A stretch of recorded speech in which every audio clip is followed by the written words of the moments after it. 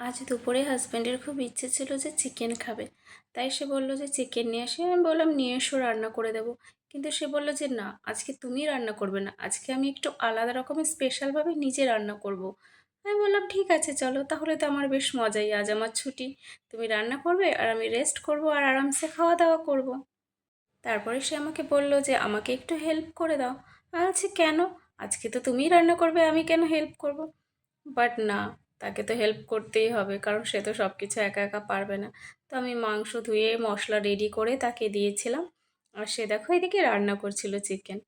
এক এক দিন এক একজন আমাকে স্পেশাল চিকেন খাওয়াচ্ছে, একদিন বর, একদিন দাদা, বেশ ভালোই দিন কাটছে আমার।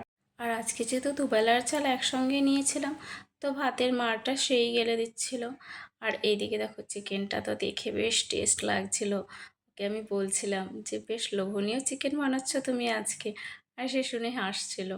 দেন তারপরে চিকেনটা কষা অনেকটা হয়ে গেছিলো, আর ও নিয়ে এসেছিলো বাটিতে করে যে চলো একটু খেয়ে টেস্ট করে দেখো কেমন হয়েছে। বেশ ভালোই হয়েছে আমি তো বললাম। আর রাতে ছিল এই পুচকু দুষ্টুর বার্থডে, মানে দেবাংশ পাপা। কিছুদিন আগেও যেন সে একটুখানি ছিল, আমার কাছে থাকতো, সারাদিন খেলতো। আর এখন দেখো বেশ দেখতে দেখতে 2 বছর হয়ে গেছে তার। আর তারা হচ্ছে রাজস্থানী।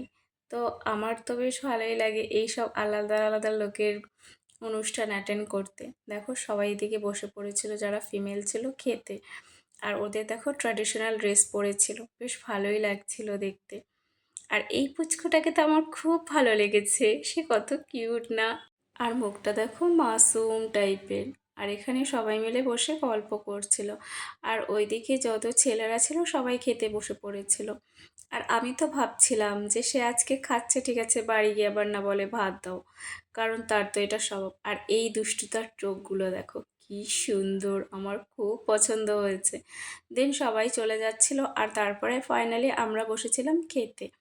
আর মেনুতে ছিল হচ্ছে আটার লুচি, আর বেশ একটা রায়তা টাইপের কিছু, আর মানে তরকারি, আর ছিল জিলেপি। রাজস্থানের খাবারগুলো এরকম টাইপেরই হয়, কিন্তু খেতে বেশ ভালোই হয়।